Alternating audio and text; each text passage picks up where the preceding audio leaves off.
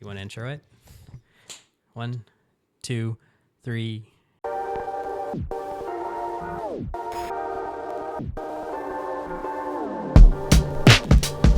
Deuces. Wimbledon time. Return to the grass court.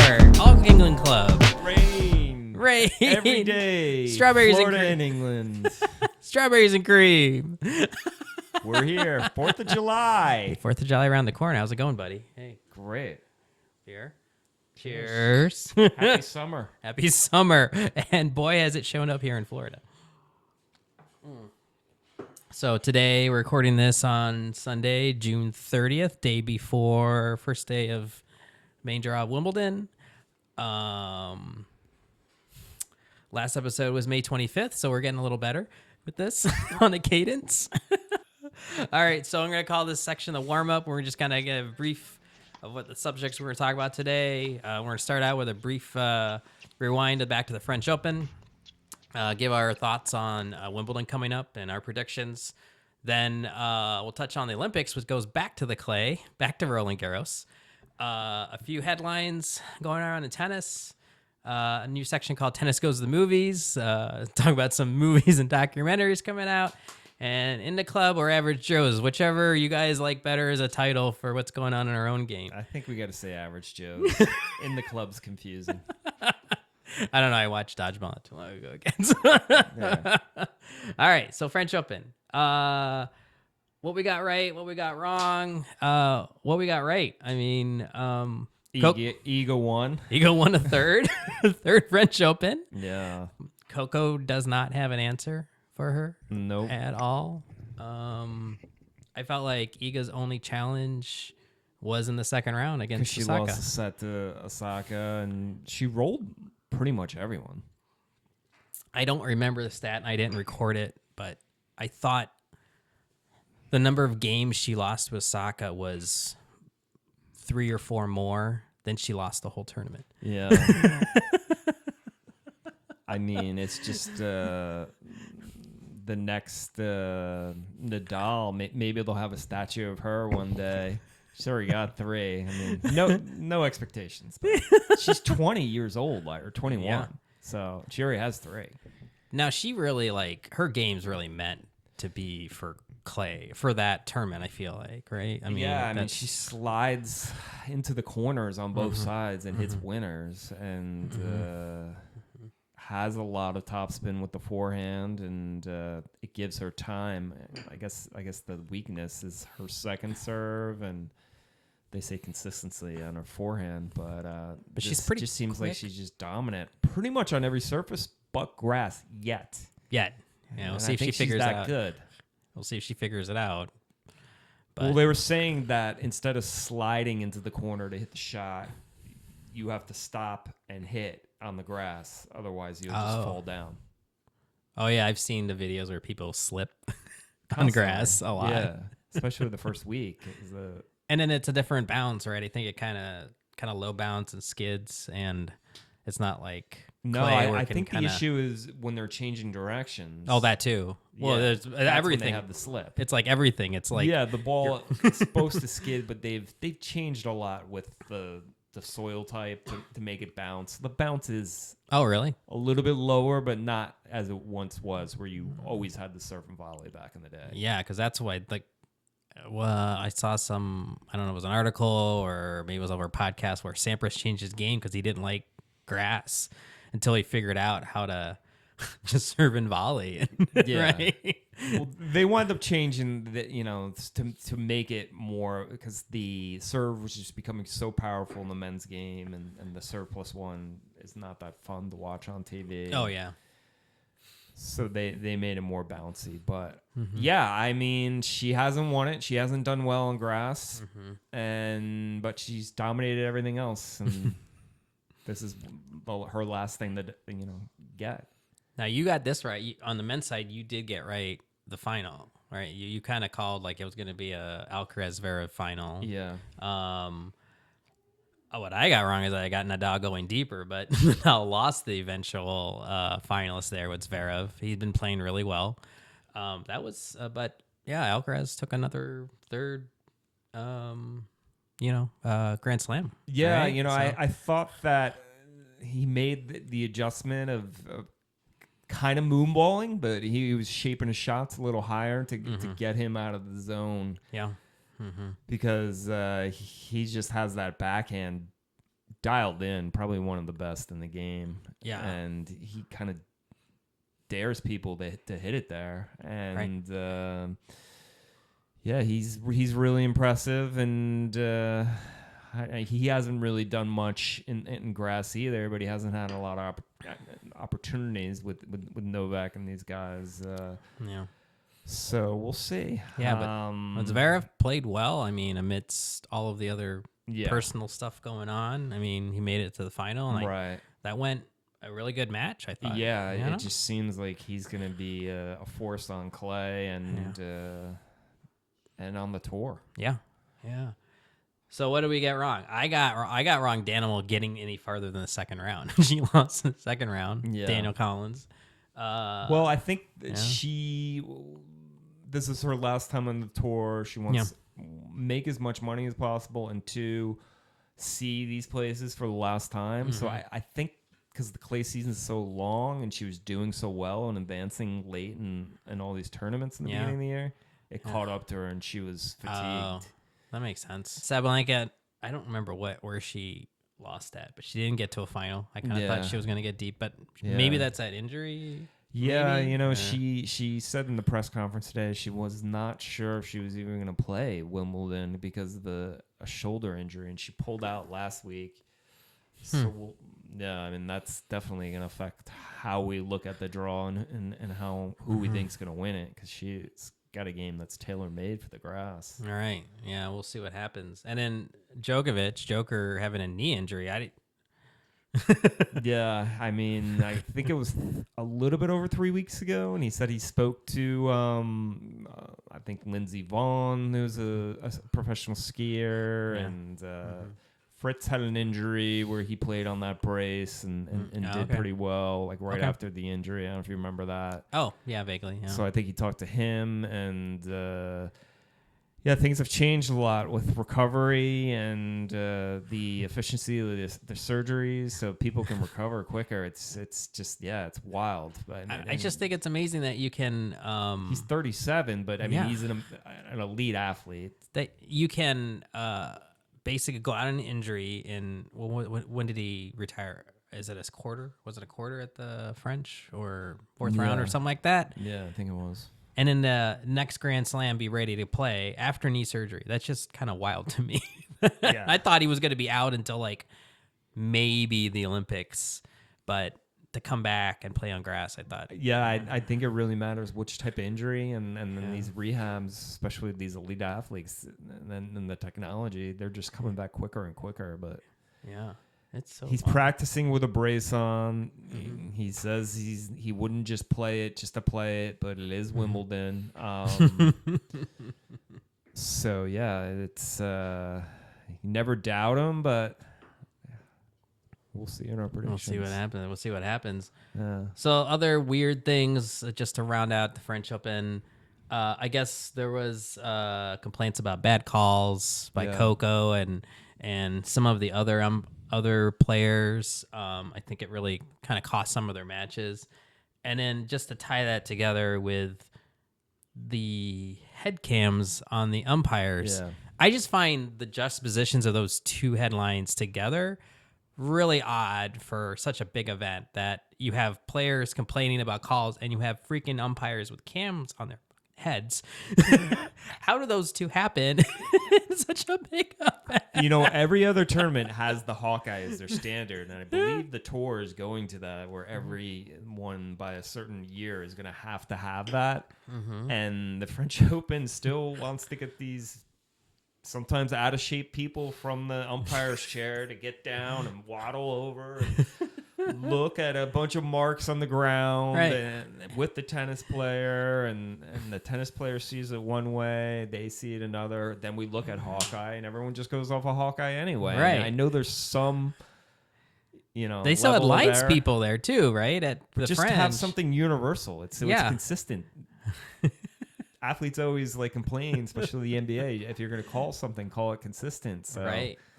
I don't know what the French are thinking, or if they're going to change that or what. I believe they might have committed to changing that coming like the next year. But So what do you think about those two stories are weird, but like I don't know. I don't know what to think about the head cam thing. If you're gonna do that, give it to the lines people too. So then when you can see what they're looking at. But there's no lines people anymore except for at the French. Well, right?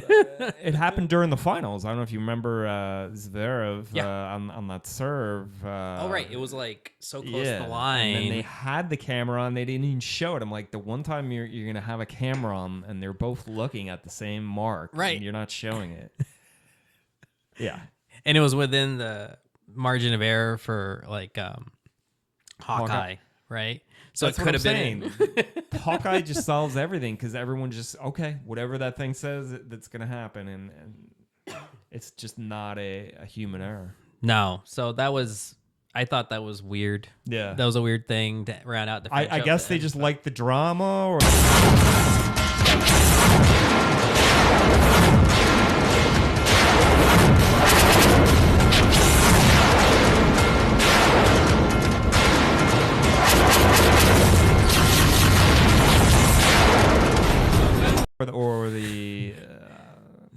it's going to be the same thing with baseball umpires too. I know. Eventually, or You're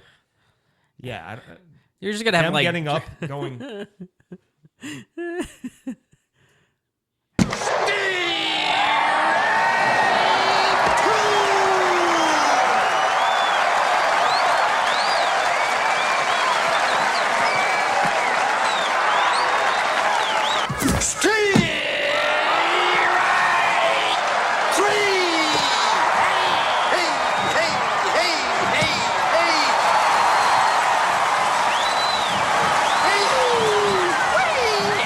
How is there not like 5 million cameras everywhere today for the umpire to just And then pull that up? and then we play on clay courts, and people think that they can do the same thing. I'm like, this is not the French Open. This is not the same type of clay. And like Florida, we have this hard green clay. Yeah, the and people hard are like, true. Yeah, it's "Can I not the see same. The mark. It's like, okay, yeah, that and a dozen other like next Right. to it. Unless it's like a Yeah. freshly, And a brushed really court. good court.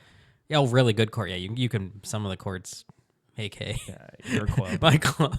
You can brush it and it still looks like crap. You gotta water it and it's good for about 20 minutes and then it goes to crap. Right. But I'm saying you can't see even when it's watered, you can't see the marks as well. But I'm just So that was that rounds out Right. French Open. So let's kind of look at It's exciting. Wimbledon. Was always an exciting time. I remember as a kid watching it on ESPN, and I always associate the 4th of July as the beginning of the summer. Yep. As a kid, I know it's later in the summer, but I always associated that as the beginning of my summer. Mm-hmm. Wimbledon always coincided with that, Yeah. and it's the biggest tournament. It's a big tournament. I mean, It's probably the biggest. so some weird, for the big three, Nadal's out, right? He kind of said he's not well enough to play. I think he's saving himself for the Olympics. Yeah, I think going back. Changing of the surfaces and then the risk of injury on Yeah. the surfaces with the sliding. I heard about Andy Murray's injury. I didn't really look up if did he commit? Yeah, so he had a cyst on his back that he got removed, and there's some kind of risk, and he's practicing. Okay. So if he's practicing, he's playing at Okay. least doubles. I know. Yep. I saw him and Jamie Murray got I don't know what the risk is with their back, because I know sometimes with that can be super serious, but he's not going to really, unless it's really bad. Mm-hmm. This is probably his last match, so Right, his last. he just wants to get out there and have Yeah. one last hurrah. Like, Yeah. I guess in a respectable manner. So if you're going to get wiped at singles, I don't know, maybe it's going to be a confidence thing. So Yeah. I don't know about the health thing, about a cyst on the back Yeah. and Well, the wrists. But I the know media is nothing. talking about risk. I'm like what? He's going to be disabled? Like, I don't know what's this risk. If he plays, will he not walk again? What's going Yeah. on here? He's practicing. So then he'll be fine. He'll be fine. I mean, up to the best his ability can do. But yeah. And then Joker, after knee surgery, has committed to play. We're both a little unsure, even though I've got him in my prediction a little deeper in the draw than we'll see what happens. But yeah, I'm kind of surprised that. I guess it's just Wimbledon and he knows it. And just like we said earlier, the recovery time, and especially these elite athletes, maybe he can just start getting better and better as the time goes by. And I felt like maybe last year he felt like he got robbed out of that. Yeah, because Alcaraz came up and he probably had that shirt with the hover number Grand Slams he had ready, and he didn't pull it out then. He had to wait. He had to leave that in his bag. He had to leave that in his bag. Like 24 was in the bag. Yeah. So, I have a few predictions. I made predictions up to the semis. Okay. Top half, I have Collins against Pegula on the top half of the draw. And then on the bottom half, I got Sabalenka against Coco. Now, Sabalenka's you said she had a press conference. She's got a shoulder issue. So she's unsure if she's even going to play. So that might blow my one of my semifinal predictions out of the water. Yeah. But we'll see what happens. But I don't know. Do you want to walk through the as far as the women's, I thought the main story was Iga, because she's the best player in the world and she hasn't won this, and she's won everything else. So yeah, some of my predictions. I mean, she's got Kenin in the first round. That's a wild card. I think she should get through her second and third round matches against Martic and Kerber. She should see if Panko gets to this far, to the fourth round. She's never won against Panko. Yeah. It's the only reason I got her in a quarter. Well, you're assuming that Ostapenko is going to get there. That's a big assumption. So she has problems with these big hitters and these people that hit flat and take the ball early when she's rushed. And then there's surface, just certain matchups. On a grass court, it's quicker, so that favors. That kind of favors Panko, I think, over. But I don't know. I mean, that's just a weird stat to lose to her 0-4 right now. But whatever. I mean, Panko's got. I mean, she got to Tomljanovic in the first round. That's kind of a tough match. She should get through second. Garcia in the third is another kind of a question mark. Similar type of players. Yeah, so she might not get past that, but I mean. I got her going past Iga just because of her record and the surface change. I got her going getting into the quarters. Actually, I got her, getting into the quarters, and she sees against Collins. And maybe there's a little bit bias, but I got Collins past her.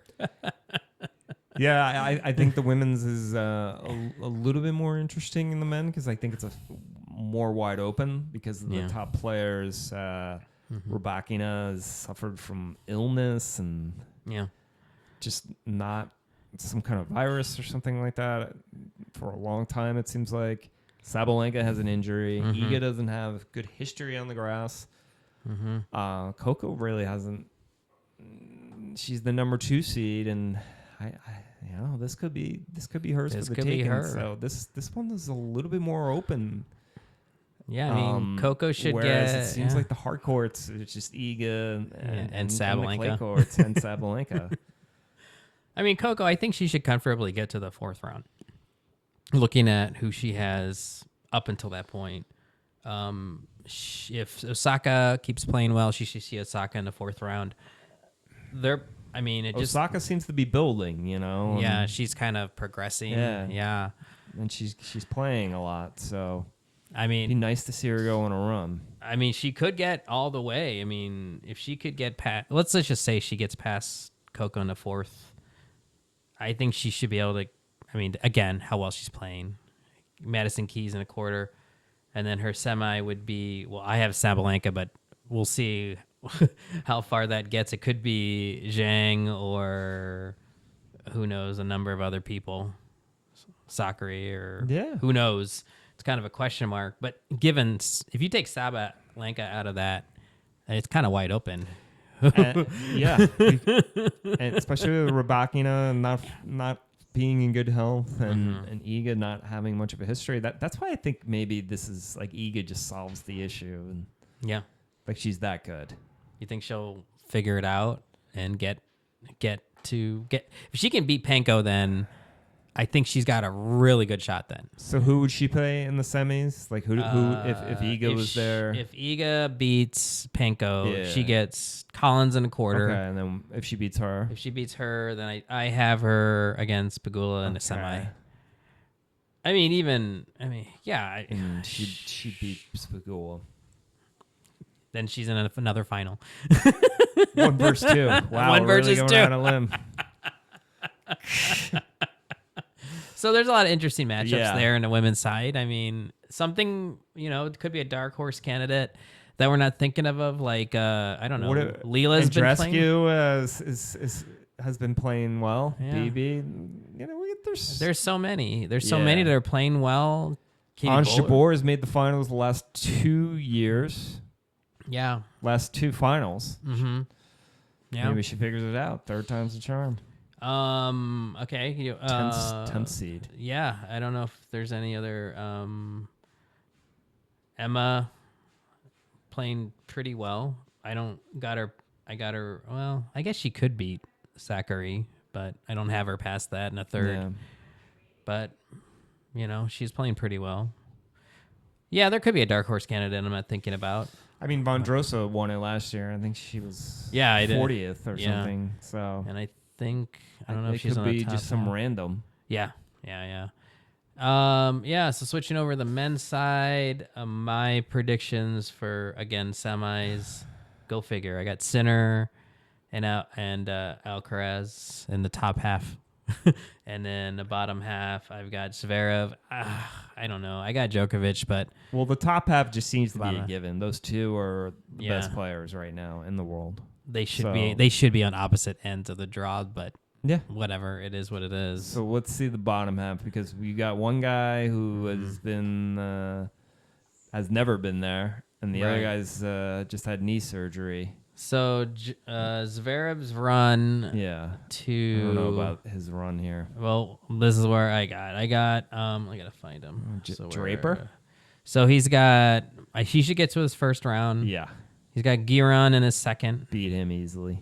Draper in the third. That's tricky. Draper's playing well.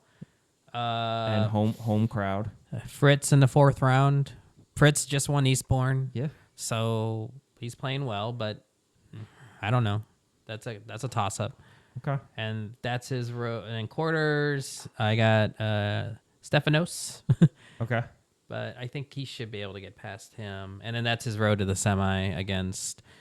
I have Djokovic here, but we'll see how he plays with the knee injury and everything. Yeah. And in Djokovic's road, I have is the first couple rounds, I think he should get past.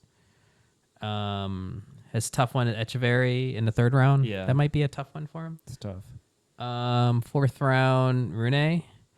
Holger always plays him tough. Yeah. He's beaten him before. Yeah. So he might not get past the 4th round. Yeah. That's an interesting one. Or it could take him 5 sets. Right.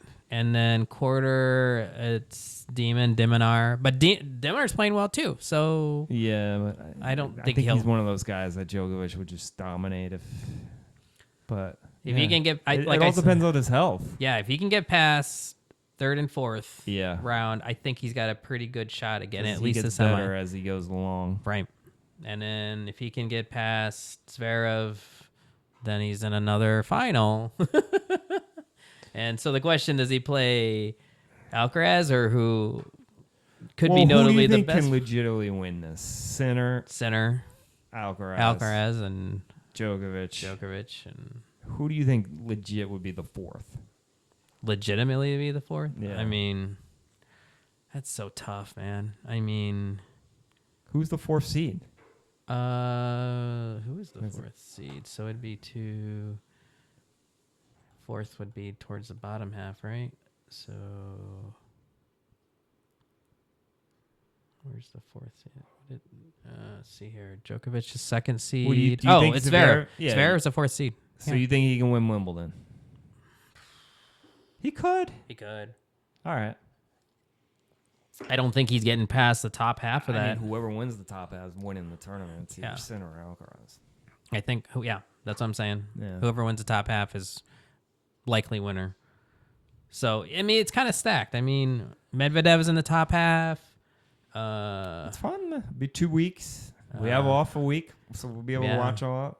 Dimitrov's in the top half. Yeah. Shelton's in the top half. I don't think he's getting past Sinner on that. Yeah. And there was someone else. I think where's Tommy Paul in the bottom half?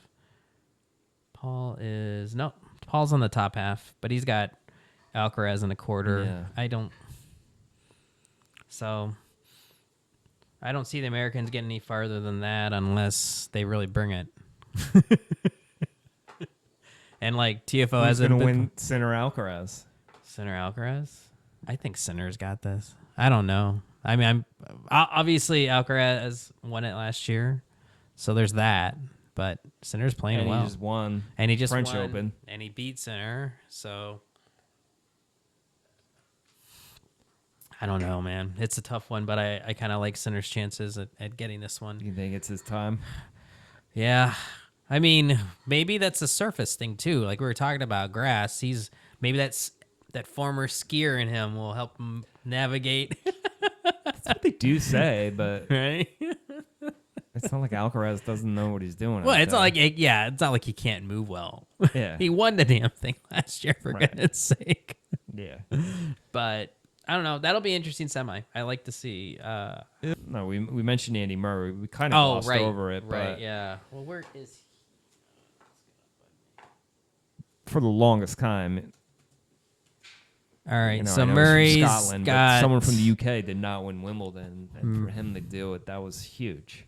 He's got Masak? I don't know. Be in an era where it's Djokovic, Roger, and Fed, and to be number one in the world and beat those guys. I mean, if he's healthy enough, I think he can get through his first 2 rounds. I think No, dude. He can't even get through the first round. He can't. No? You know they go get in there? Singles. No. Well, seen him play? Can't move. He's got a Yeah. Well, I was probably being a little generous here. Him getting to the third, I don't see him getting past Hubie. Let's say he gets past his second round match here. Get Cernoto. He's not getting past Hubie in the third, and we just hope he. And he's not getting past Deminar in the fourth. He plays the first, and then he's competitive. Yeah, but it's a great story though. That's the last tournament. I don't know. If you were him, wouldn't you just give it your all? I don't know, unless you can't walk again after. What do you like best about Wimbledon? I like the way the grass looks on TV. I like the tradition. I like how it's around the world the biggest tournament. It's a big tournament. The biggest. It's one of the biggest. It is the biggest tournament. I'd love to go to the All England Club at one point. That'd be really awesome. Yeah, the grounds, the history, the. What about watching it on TV? Like, what? It's awesome. Get all the people dressed up. That's part of it, right? Strawberries and cream. And champagne. Yeah. I mean, we were talking earlier. The surface used to be, you had to serve in volley. There was no bounce. I kind of saved this for, or maybe we'll go ahead a little bit to the headlines. I was battering back and forth to call this the WTH moments. Okay. But since we're talking grass, let's just kind of put it here. Obviously, there was the weird... You have to do H. You can't do F. Yeah, whatever. I was just trying to make fun with it. The weird Tommy Paul girlfriend moment. Yeah. At the Queen's Club. They have that giant trophy. He doesn't get to keep that. Roddick was talking about this the other day. They send you like a replica or something in the mail.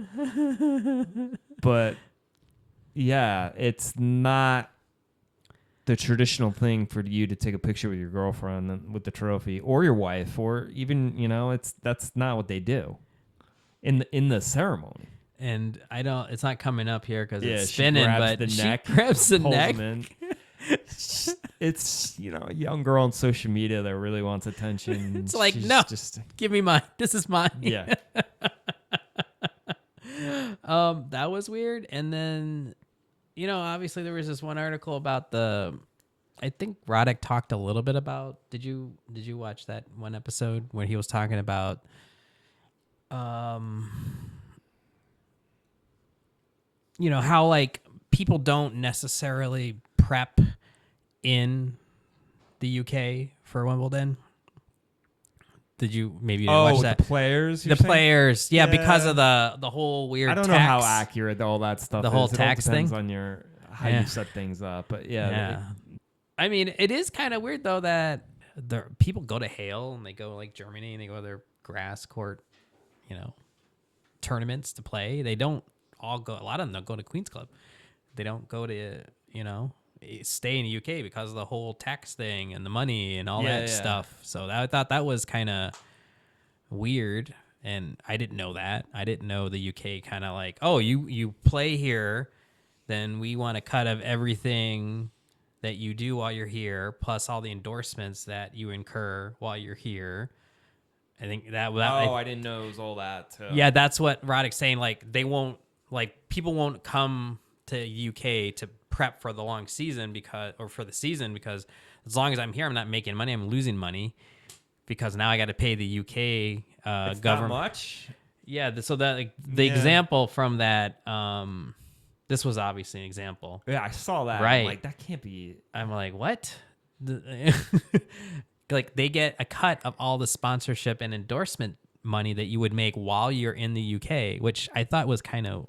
Yeah, but how would they calculate? It's. I don't know. I don't know how they. Yeah, so the less days you're in there, the less you have to pay, right? Yeah. You don't make money at Grand Slams. You get your prize money. That's about it.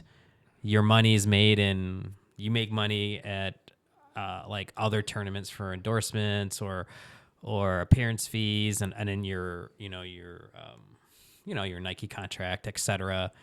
And that's where you're making money. And then but like he compared that to UK because now if Nike pays me like X amount of dollars a month and then while I'm in the UK, then UK gets its cut from that. I'm like, oh, that's bullshit. So they're just they're calculating the time you make based upon your contract. Somehow, how do they even know what your contract is though? That I agree. That's kind of like how unless you're telling them and you have to like report that. That stuff without us knowing. I don't know if we should even harp on it. It's taxes too. It's kind of...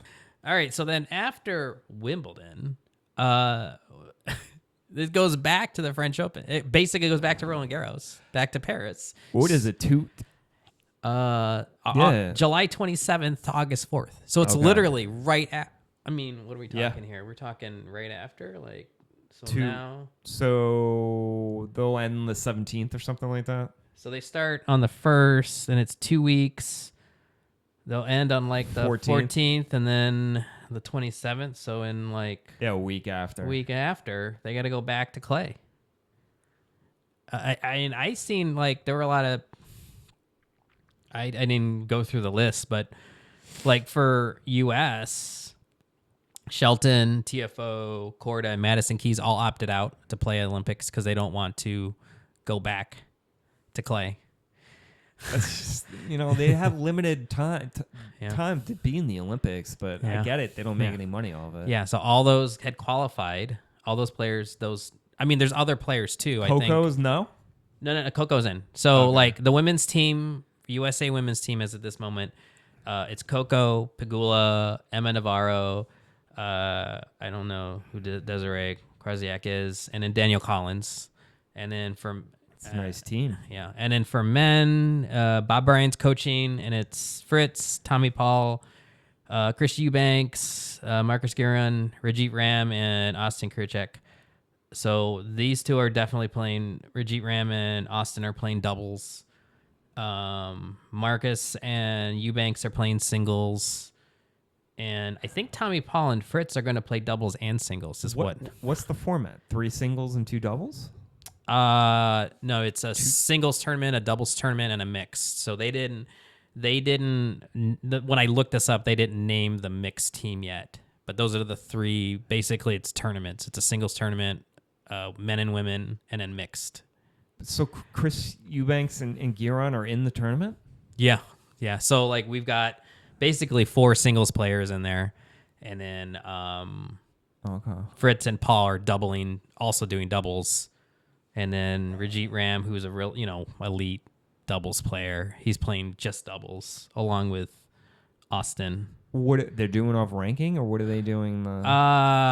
You qualify based on ranking. Okay. But I think because some of these players had pulled opted out. out, like Shelton opted out, TFO, Korda all opted out. Okay. Madison Keys opted out. So, I mean, it seems like a good team. Yeah. We'll see. I didn't really look to see what other teams are doing. I think I saw Nadal's going to be playing. Well, all the singles players will play doubles because I think so. Yeah. they're the best players.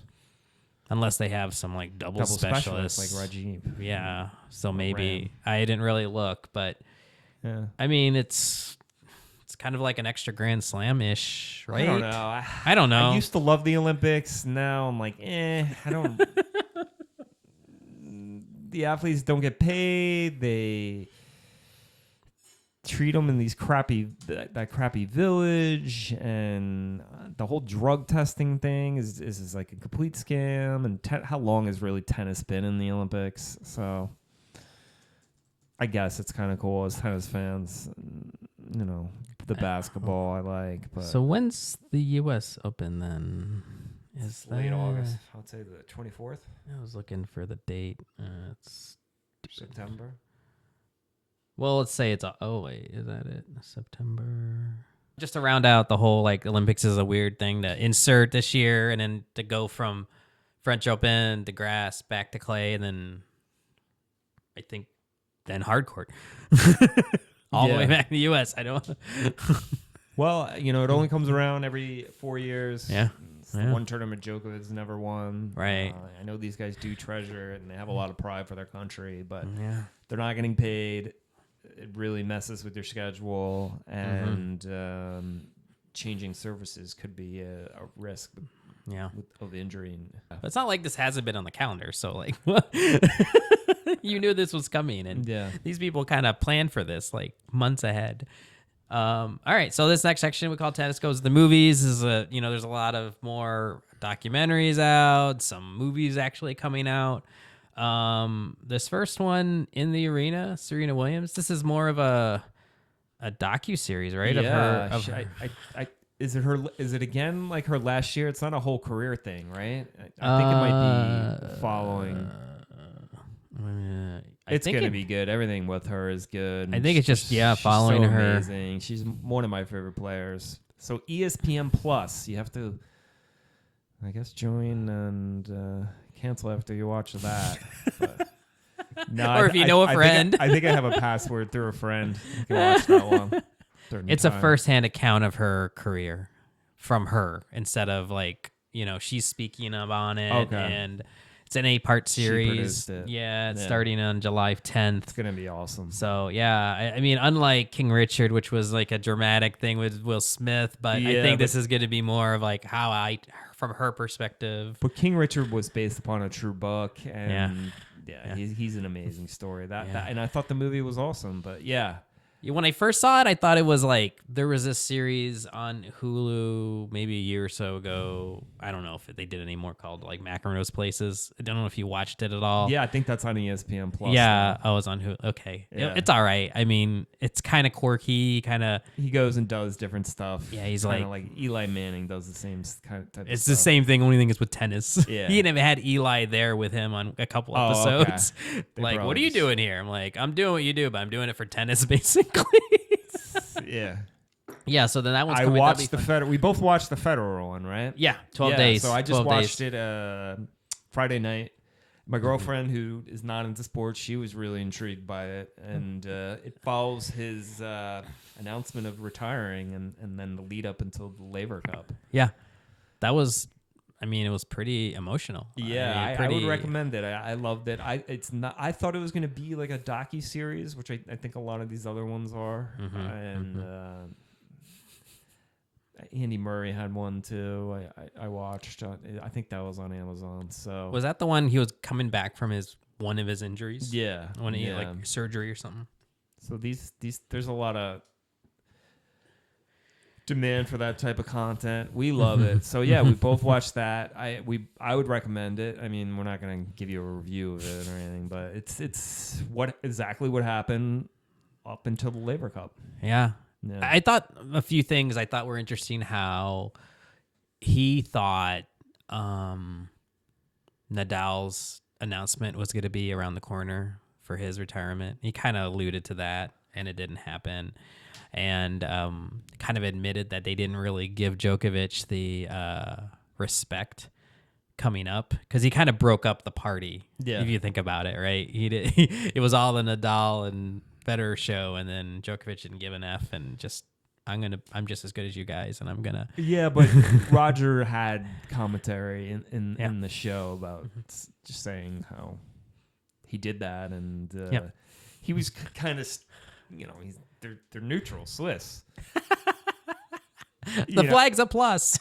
He was saying how the fans were against him because he was breaking up the party, and it was him and Nadal, and it was just him on top, and then Nadal came, and he had to solve that. So all that thing, I think they would all say it all made them better players. But yeah, absolutely, it's just it's hard. These guys are just huge stars. It's hard to, and then he's got 4 kids. I'm like. You wonder how are they texting, or is it just like, hey, when the cameras are on, we're cool? I think they are, or how much the language barrier is. I mean, I guess doesn't Federer know fine, right? Doesn't Federer know a bunch of languages though? I don't think. Yeah, I guess there's that too. Yeah. So I don't know if he knows Spanish, but probably a little bit. Probably. Yeah, I wanted a little bit more because he was calling all his friends. I'm like, all right, well, who's he calling? And he must have had being in the sport for that long. Yeah.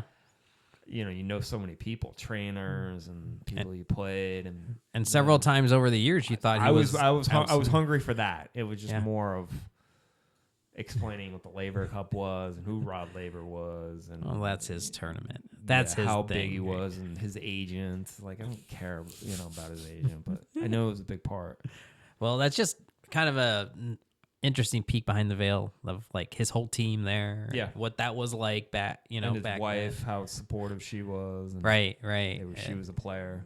Yep, exactly. Other things coming up. There's this top that's class. What the junior players.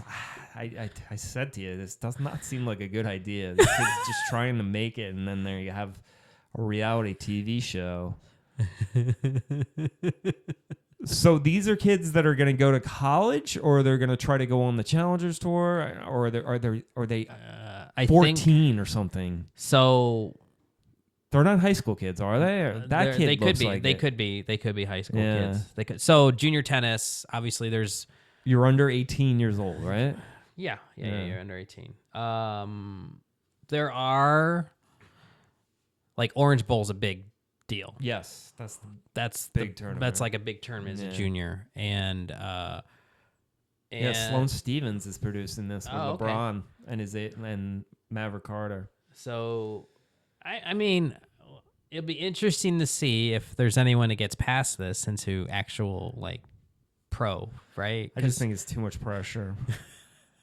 That's junior tennis as a whole, right? I guess. Like, don't they try to find like some like phenom that they can put their talent and energy and money behind and push them all the way through and maybe be their cash cow as they.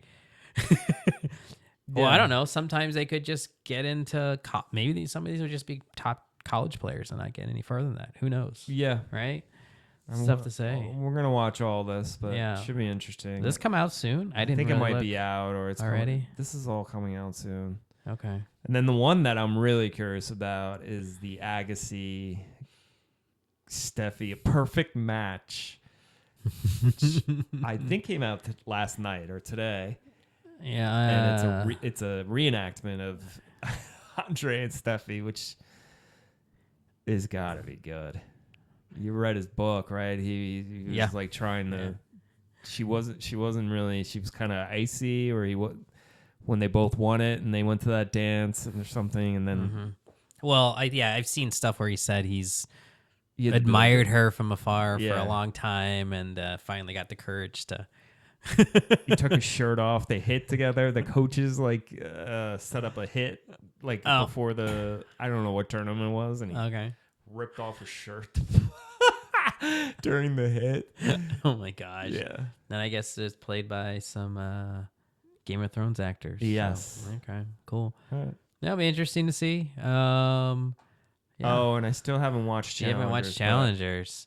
Okay. It's on my list, and I have the week off, so Okay. I'll watch it, and we can talk about it another time. All right, so this leaves us with In the Average Club Joe. or Average Joes. Yeah. You pick the title section. How's your game going, buddy? I'm really struggling on the ball toss. It keeps on going left, so I've been working on it. I had my first match, went 3 sets. It's extremely hot, and Oh my God, it's brutal lately. Tonight's been rained out, a lot of rain out, so it's just part of the summer league. So I've only had 1 match, and I have a bunch on the schedule, and I took some time off. I went away for a few days and didn't play, so back in the swing of things. Got to play at night or early morning because it's super hot, and just trying to work on my serve, work on that toss. Yeah. How about you?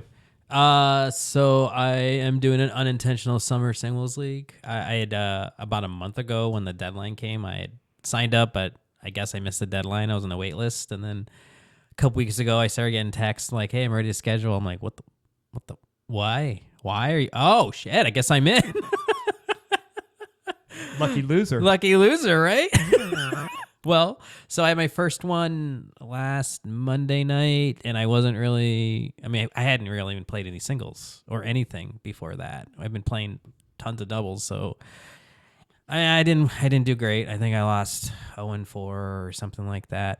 So the only singles you play is when you and I just hit and play tiebreakers and stuff, or what? For the most part, unless I can get someone else out to play. But for the most part, I'm mostly playing doubles. So. Okay.